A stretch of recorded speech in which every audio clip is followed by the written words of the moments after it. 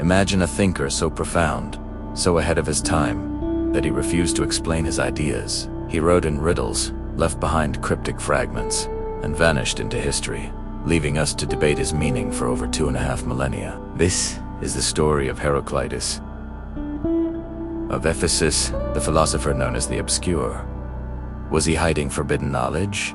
Or did he see the universe in a way we're only now beginning to understand? To get to the heart of this mystery, we have to travel back to the 6th century BC, to the bustling city of Ephesus. This wasn't just any city. It was a major hub of culture, commerce, and spirituality in the ancient Greek world. A place where ideas from across the known world collided. It was the age of the pre-Socratics, a revolutionary group of thinkers who were the first to ask, what is the fundamental nature of reality? They weren't looking for answers from the gods, but from reason and observation. Unlike today, where we have libraries filled with books, knowledge back then was a fragile thing. Much of what we know about these early philosophers comes from fragments, quotes passed down by later writers, and a strong oral tradition. It's like trying to assemble a massive puzzle with most of the pieces missing. And no puzzle is more challenging than Heraclitus.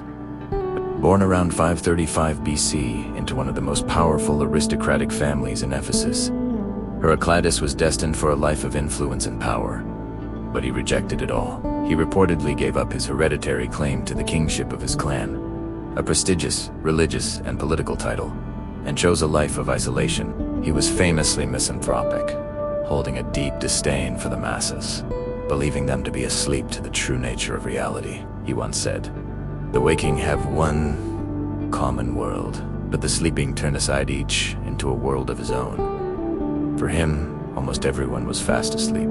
This contempt for convention defined his entire philosophical approach. While other thinkers like Pythagoras were building schools and gathering disciples, Heraclitus stood alone. He didn't want followers. He didn't write clear, systematic arguments.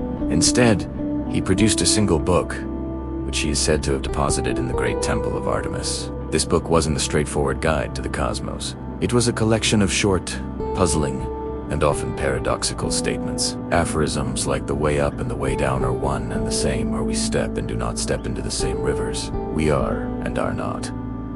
He gave no explanations, no context. He simply presented these riddles and expected the reader to do the hard work of deciphering them. This style earned him his nicknames, the Obscure and the Riddler. Tragically, his complete book was lost to history, likely destroyed in a fire. All we have left today are about 130 fragments, quoted in the works of other ancient authors like Plato, Aristotle, and Sextus.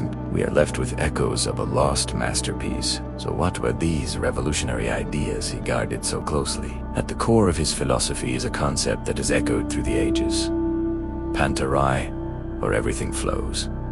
Heraclitus argued that the fundamental nature of reality is constant change. Nothing is static. The universe is not a fixed state of being, but a continuous process of becoming. His most famous fragment captures this perfectly. You cannot step into the same river twice.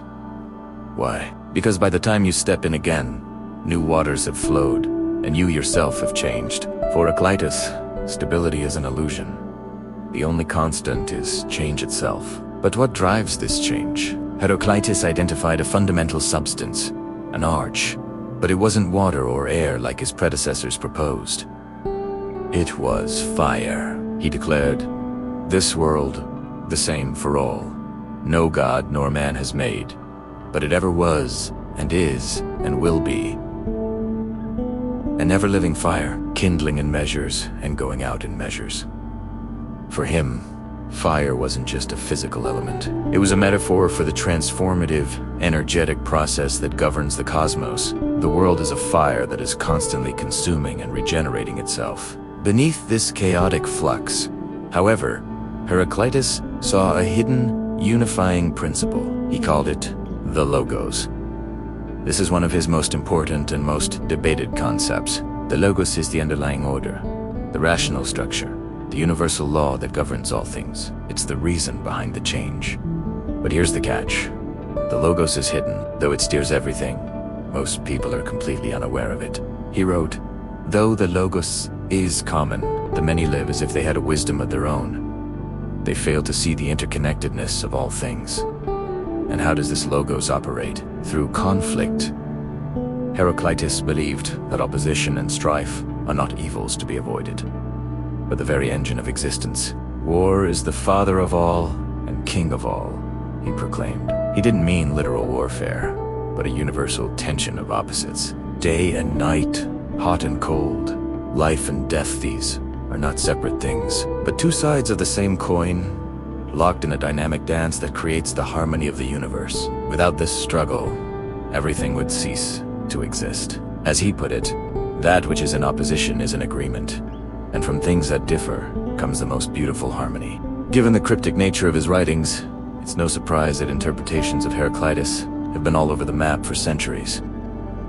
What was he trying to do? One school of thought argues that his obscurity was deliberate. He was an elitist who believed that profound truths should not be cast like pearls before swine. He was creating a verbal maze to filter out the unworthy, ensuring only the most dedicated and intelligent minds could grasp his message. He was hiding knowledge in plain sight. Another interpretation suggests he wasn't being deliberately obscure, but was inventing a new kind of philosophical language. He was trying to describe a dynamic, process-based reality, and the static, noun-focused language of his time was simply inadequate. His paradoxical statements were the only way to capture the fluid, contradictory nature of existence. He was a linguistic pioneer whose tools were to advance for his audience. Then there's the more practical view. Maybe we're just overthinking it. Perhaps his work only seems fragmented and confusing because that's all that's left of it. We are reading sentences out of context, paragraphs without their chapters. Later writers may have misunderstood or intentionally distorted his ideas to fit their own arguments. We might be analyzing the debris of a collapsed building and mistaking it for the architect's original design. And finally, there's the modern interpretation, which sees Heraclitus as an astonishingly prescient thinker. His ideas about a universe governed by constant change, hidden laws, and the interplay of opposing forces resonate deeply with modern science. Physicists talk about the conservation of energy, where energy is constantly transformed but never created or destroyed, much like his ever-living fire. Systems theorists study how complex systems are governed by feedback loops and dynamic tensions. Echoing his concept of unity through opposition was Heraclitus. In his own way, describing the fundamental principles of complexity in quantum physics 2,500 years early.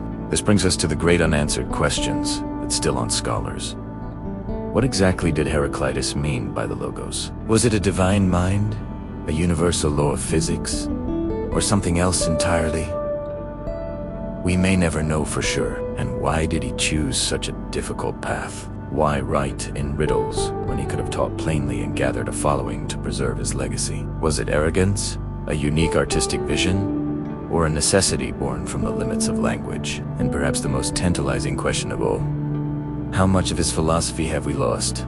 Are these surviving fragments the core of his thought, or just the tip of a vast, submerged iceberg of wisdom? We are left with a silhouette of a great mind, a philosopher who believed that the deepest truths of the universe could only be glimpsed, never fully grasped. He taught that the path to wisdom is a struggle, and he left us the ultimate intellectual challenge. The mystery of Heraclitus is not just about deciphering his words, but about embracing his vision of a world in constant, beautiful, and fiery flux.